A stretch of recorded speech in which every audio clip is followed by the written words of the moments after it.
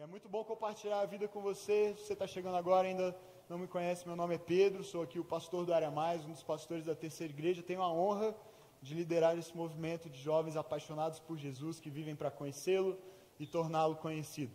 Você está chegando hoje num dia em que a gente está entrando numa nova série, uma nova sequência de reflexões, de mensagens a respeito de um novo tema. Durante todo o mês de janeiro, nós decidimos transformar janeiro em Brasília num mês incrível, porque geralmente janeiro em Brasília é um mês paia, não é verdade? Você fica só invejando as pessoas que postam fotos na praia e você fica lamentando a secura e a miséria dessa cidade. Mas eu quero te lembrar que Jesus é melhor do que praia, então janeiro com Jesus é melhor do que janeiro na praia, não é verdade? E a gente viveu, pela graça de Deus, um mês de janeiro incrível. Alguém concorda comigo ou não? Massa, 13 pessoas, muito bom. Já é melhor que nada. Mas de verdade, foi um mês maravilhoso. A gente teve vários encontros aqui em que a gente focou justamente em conhecer Jesus. A gente quer durante esse ano conhecê-lo mais, andar mais perto dele, saber quem ele é e como ele transforma a nossa vida de dentro para fora, à medida que nós caminhamos com ele, nos relacionamos com ele por meio do que a gente costuma chamar de práticas ou disciplinas espirituais. Coisas que a gente faz e às vezes nem para pensar no porquê faz. Especialmente se você cresceu num contexto de igreja, você se acostumou, por exemplo, a adorar, a cantar louvores a Deus, você se acostumou a orar, você se acostumou a ler a Bíblia. Talvez você faça isso com frequência, talvez você faça isso de vez em quando, mas se você cresceu no ambiente de igreja, como é o meu caso, você se acostumou com essas coisas. E se você não cresceu no ambiente de igreja, você nem faz talvez isso, ou faz e acha esquisito ainda, mas a grande verdade é que nós precisamos parar de olhar para essas coisas simplesmente como rituais ou hábitos religiosos e entender o valor dessa experiência real de andar com Jesus e falar com Ele, abrir sua palavra e entender que nós estamos lendo um texto que foi inspirado pelo próprio Deus, é o sopro de Deus, é a palavra de Deus nas nossas mãos. E a gente pode viver uma experiência completamente nova com Jesus se nós decidirmos de fato conhecê-lo, intencionalmente conhecê-lo todos os dias da nossa vida. E depois de conhecer Jesus, e a nossa causa aqui no Área Mais é essa declaração, conhecer Jesus e torná-lo conhecido. Depois de conhecer Jesus, a consequência natural, irresistível, apaixonante, contagiante, precisa ser essa. Eu conheço para tornar conhecido. Eu fui criado com um propósito, e parte do propósito para o qual eu fui criado envolve conhecê-lo, mas não termina aí. Há um para. Nós somos chamados para, essa é uma linguagem sempre muito presente nas Escrituras, especialmente no Novo Testamento, naquelas pessoas que escreveram baseadas, inspiradas na vida e no ministério de Jesus. Sempre que você lê, por exemplo, os escritos do apóstolo Paulo, ele se identifica como alguém, um servo de Deus, um discípulo de Jesus, chamado, escolhido, separado para um propósito. E esse chamado para alguma coisa sempre tem a ver com pegar aquilo que você recebeu de Deus, tudo aquilo que você já conhece a respeito dele, sua experiência, sua caminhada, sua jornada de amizade com ele e levar isso para fora, espalhar, transbordar isso a partir da sua vida para que mais pessoas sejam contagiadas, mais pessoas sejam inspiradas, mais pessoas tenham a mesma oportunidade que você um dia teve de conhecê-lo. Por isso você vive para torná-lo conhecido. A sua vida necessariamente comunica alguma coisa, certo? Essa é uma ideia estranha? Não, né? A sua vida com certeza comunica alguma coisa, seja intencionalmente ou não, seja de modo consciente ou não. O fato é que na sua maneira de se relacionar, com a sua postura na faculdade, no trabalho, com os seus amigos, na balada, se você é desses que frequentam balada, nos seus círculos de amizade, na resenha depois do futebol, não importa o ambiente em que você está, a sua vida está sempre comunicando alguma coisa. Ao olhar para você, ao conversar com você, ao ouvir a respeito de você, e às vezes essa nem é uma avaliação justa, né? É uma avaliação obtida por terceiros, mas independentemente disso, por onde você passa, os relacionamentos que você estabelece, a sua vida está constantemente comunicando alguma coisa, alguma mensagem. Ela é um canal, consciente ou inconsciente, para que as pessoas conheçam quem você é e o motivo pelo qual você vive. Então, quando a gente fala de conhecer Jesus, a gente está assumindo que Deus tem um propósito ao se revelar a nós.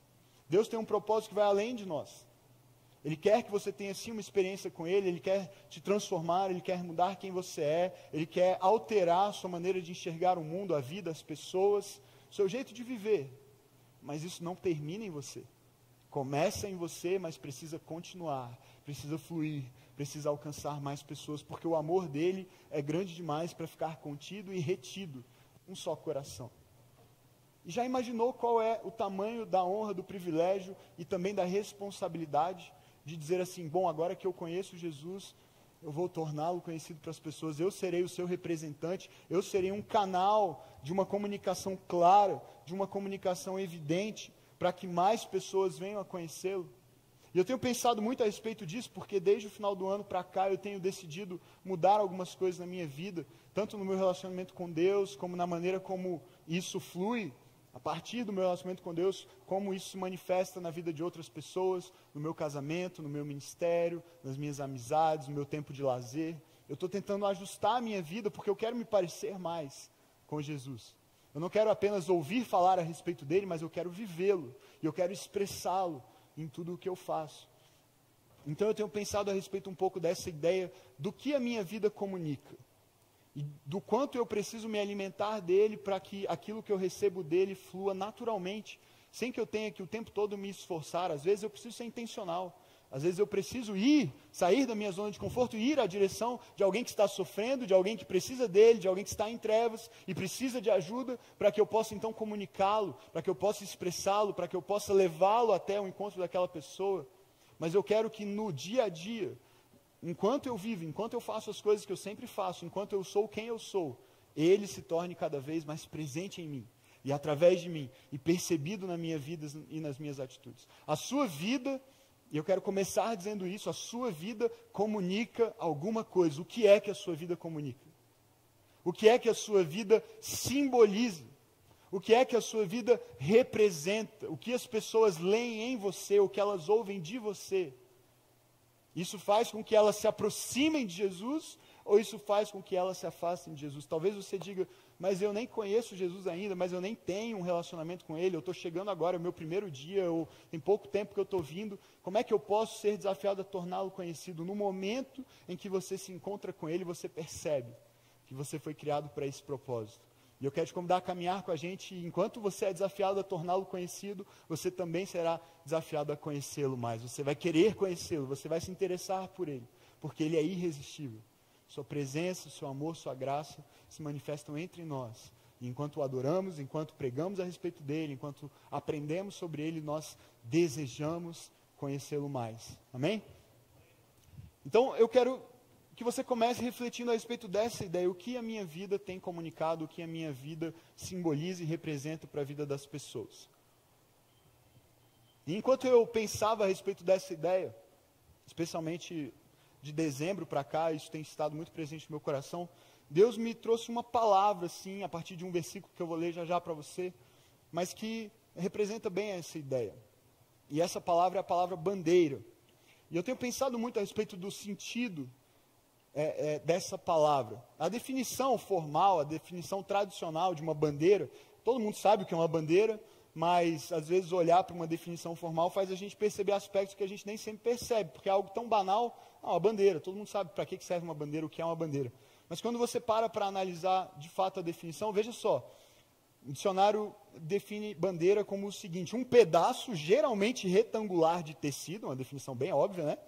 Um pedaço geralmente retangular de tecido, cuja cor ou combinação de cores ou de figuras serve de distintivo a uma nação, corporação ou partido político, ou simplesmente para comunicar ao longe sinais convencionais. Então, para resumir esse negócio meio comprido, uma bandeira é um símbolo, é um distintivo que identifica uma nação ou um grupo de pessoas, não necessariamente uma nação, pode ser um time de futebol, pode ser um clube ou qualquer coisa desse tipo, mas um distintivo que identifica uma nação ou um grupo de pessoas e que serve para comunicar alguma coisa. E se você parar para pensar na sua experiência com bandeiras de forma geral, é isso, não é verdade?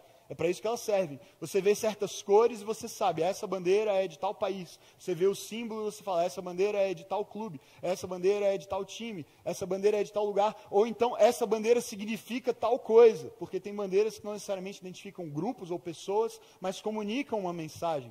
Por exemplo, a bandeira na Fórmula 1, aquela quadriculada, e era bom quando a gente tinha algum brasileiro que ganhava, e passava e cantava a musiquinha. Agora não tem graça aquela bandeira mais, a gente só ouve o hino da Alemanha, parece, na Fórmula 1 e coisas assim, não tem graça mais pra gente. Mas você olha para aquela bandeira, você olha para aquele símbolo, e imediatamente isso comunica para você alguma coisa. Você sabe ler, você sabe identificar o que está por trás daquela ideia. E por que essa ideia de bandeira veio tão forte assim ao meu coração? É porque, lendo a Bíblia, eu me deparei com um versículo que me impressionou muito, e que tem falado muito ao meu coração, eu quero compartilhar com você hoje. Está em Isaías capítulo 11, e é um versículo muito bonito e profundo, que fala a respeito de Jesus, profeticamente fala a respeito de Jesus, porque foi escrito séculos antes de ele sequer haver nascido, vindo a esse mundo. E por meio do profeta Isaías, Deus revela o seguinte na sua palavra, Isaías capítulo 11, verso 10. Naquele dia, e é um capítulo em que o profeta Isaías, a partir de uma inspiração do Espírito Santo de Deus, está falando a respeito da vinda de Jesus, da volta de Jesus, de quando Jesus estabelecerá o seu reino na terra, entre nós. E profeticamente falando a respeito desse dia, ele diz o seguinte: naquele dia, o descendente de Jessé, que é uma maneira de se referir a Jesus, porque Jessé era o pai de Davi, o rei Davi, o maior rei da história de Israel, e há uma série de profecias dizendo que o Messias, o Salvador do mundo, viria da descendência de Davi, seria o descendente de Davi, o herdeiro do trono de Davi, seu pai. Portanto, quando ele diz o descendente de Jessé, ele está se referindo à linhagem de Jessé, de Davi, que chegaria em Jesus um dia, é uma referência a Jesus. Ele está dizendo, naquele dia, o descendente de Jessé será uma bandeira de salvação para todo o mundo. Naquele dia, o descendente de Jessé, Jesus, será uma bandeira de salvação para todo o mundo. Será erguido, será levantado diante de todas as pessoas. E ao olharem para ele, ao se depararem com ele, ao contemplarem ele, ao verem a sua imagem, ao verem a sua glória, a sua majestade, o seu poder, elas encontrarão salvação. Não é uma bandeira qualquer, não é uma bandeira com um significado qualquer, não significa algo mais ou menos medíocre ou não importante, mas é a bandeira de salvação para todo o mundo. Qualquer pessoa que olhar para ela, qualquer pessoa que se deparar com ela, saberá que nele há salvação, que só nele há salvação. Ele é a bandeira de salvação. Então, eu comecei a me perguntar o que significa, de fato, erguer essa bandeira.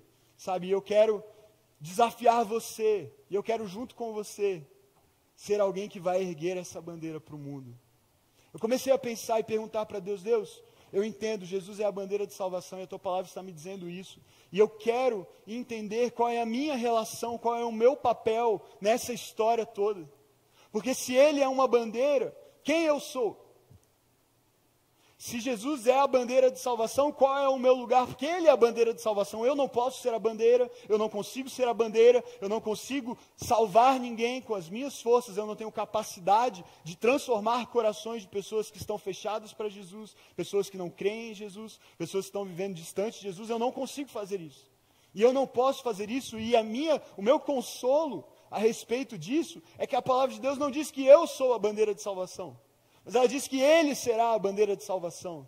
Ele será visto pelas pessoas e ele será a salvação para todos. Todos os que olharem para ele, todos que crerem nele serão salvos. Ele é essa bandeira de salvação. E orando a respeito disso e pensando e conversando muito com a liderança do Área Mais também, eu falei, Deus colocou esse versículo no meu coração, mas eu não sei ainda direito o que ele significa, porque Jesus é a bandeira de salvação para todo o mundo. Qual é o meu lugar? Se eu quero viver para conhecê-lo, torná-lo conhecido, como é que eu me relaciono com uma bandeira? O que é que eu faço com uma bandeira? Que lugar eu tenho nessa história de bandeira de salvação? E a conclusão que eu cheguei, a conclusão que eu creio que Deus trouxe ao meu coração, que o Espírito Santo trouxe ao meu coração, e que está desde dezembro ardendo no meu coração. Eu já falei disso para todo mundo com quem eu me relaciono mais proximamente, assim, os líderes do Área Mais, amigos. Eu falo disso para todo mundo porque isso queima em mim, isso arde em mim. Essa é a minha decisão para esse ano e para a minha vida. O que Deus colocou no meu coração a respeito disso é que se Jesus é a bandeira, a única coisa que eu posso ser e a única coisa que Ele quer que eu seja é um mastro. Eu quero ser um mastro, sabe por quê? Porque o valor está na bandeira. A mensagem está na bandeira, a salvação é a bandeira. Mas sabe de uma coisa? Para cumprir a sua missão, a bandeira escolheu precisar de um mastro. A bandeira escolheu ser hasteada por um mastro, para que ela seja erguida e vista por todas as pessoas. Há necessidade de que um mastro se coloque na posição de servi-la, e de sustentá-la, e de hasteá-la, e de erguê-la. E eu disse: Deus, se o Senhor é a bandeira, Jesus, e se o Senhor é a bandeira de salvação, e se os meus amigos precisam ver essa bandeira, se os meus amigos precisam conhecer essa bandeira, faz da minha vida um mastro.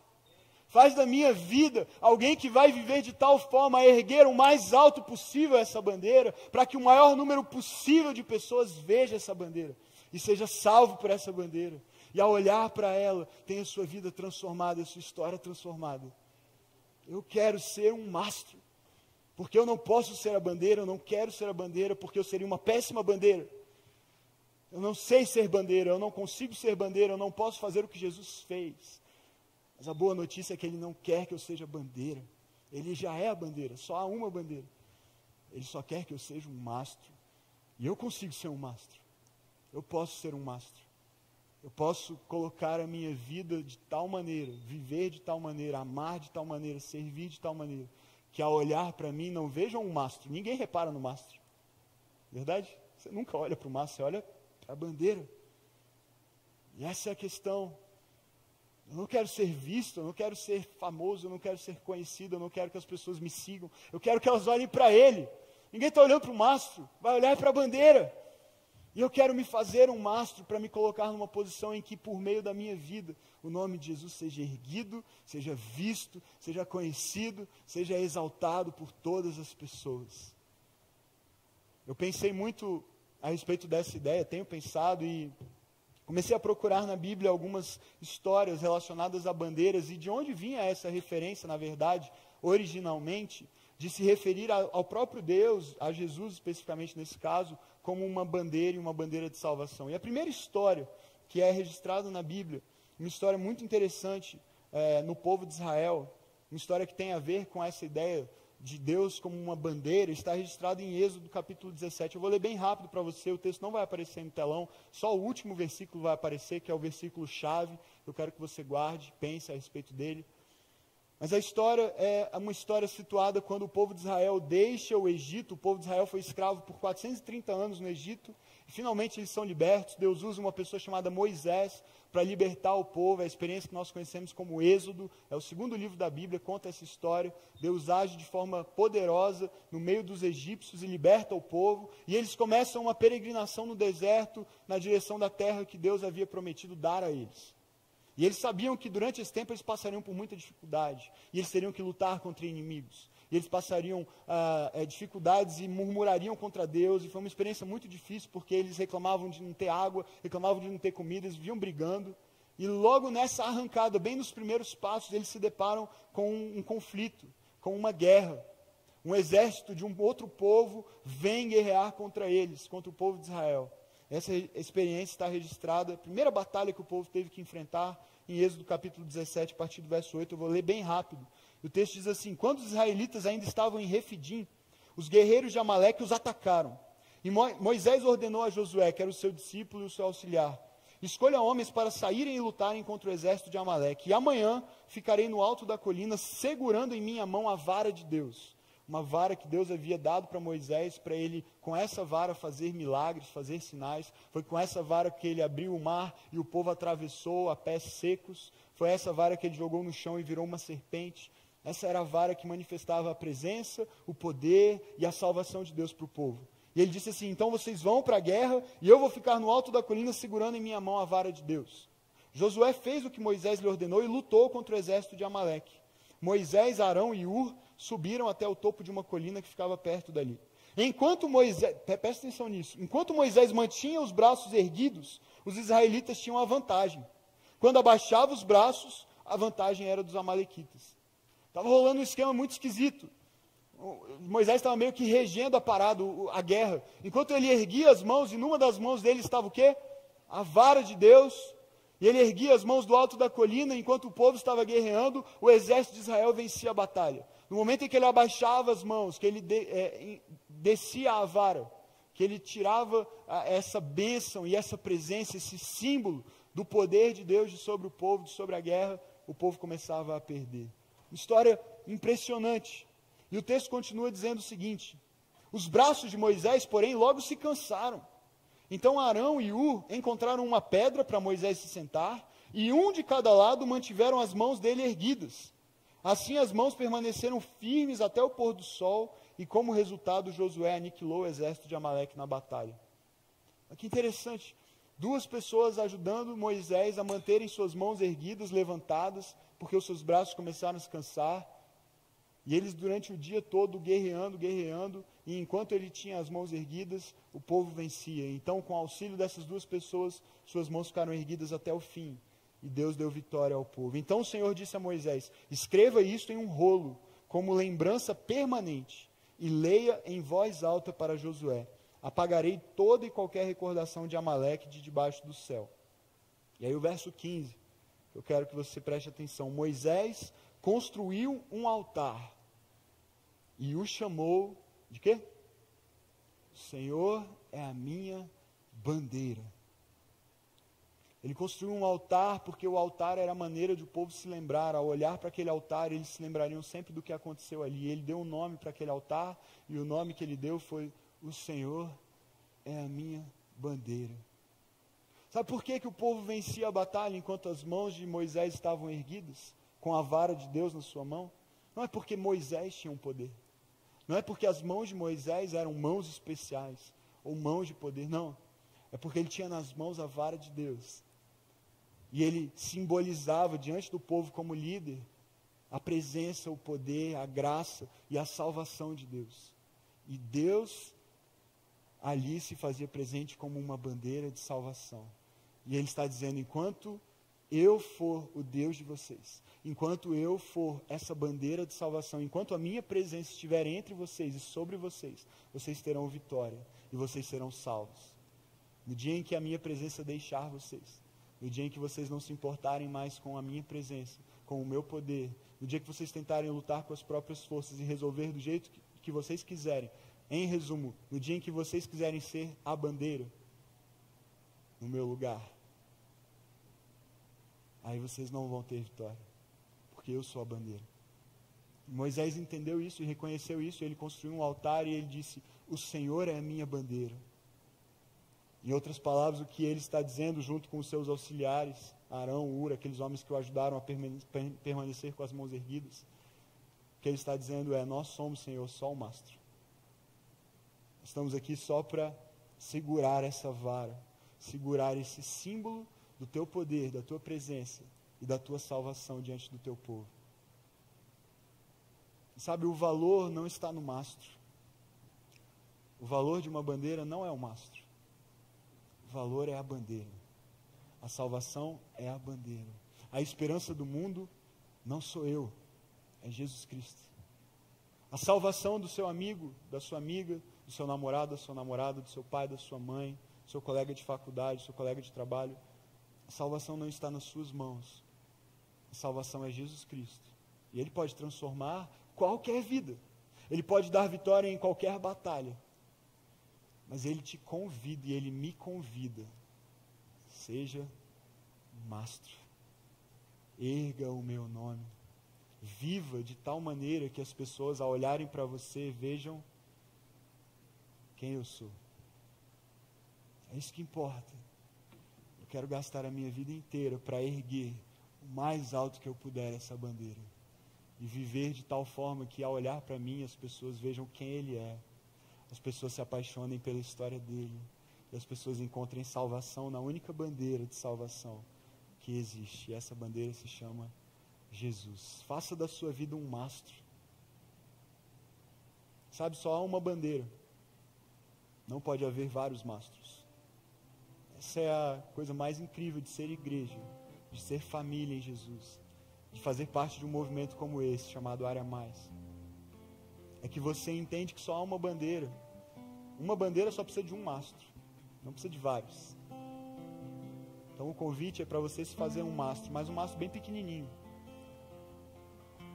Você não tem a responsabilidade de levar Jesus para todas as pessoas do mundo inteiro. Você tem a responsabilidade de levar para o seu amigo, para o seu colega.